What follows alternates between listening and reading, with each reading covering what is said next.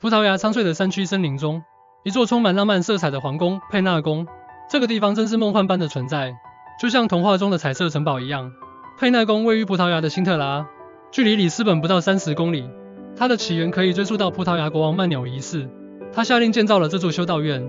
然而，在1755年的地震中，修道院遭到了部分损坏，再加上后来的政治动荡，它逐渐没落。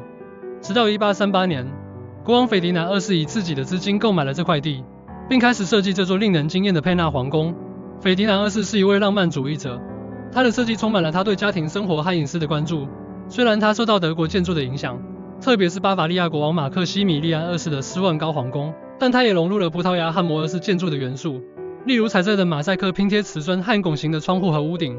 在这座宫殿里，你将看到壮丽的宴会厅、华丽的客房和迷人的花园。而且，佩纳宫附近还有一个由斐迪南二世的第二任妻子艾尔西·韩斯雷设计的小屋，她是一位美国女演员兼歌手，被称为艾德拉女爵。无论是宫殿内部还是外部，佩纳宫都充满了色彩和细节，令人难以置信。您可以漫步在宫殿的花园中，欣赏美丽的景色，还可以登上城堡的顶部，俯瞰整个辛特拉地区的壮丽景色。这里绝对是摄影爱好者和浪漫主义者的天堂。喜欢我的影片，请记得按赞、订阅、分享，并留言告诉我们您对佩纳宫的印象和心得。感谢大家的观看，下次再见。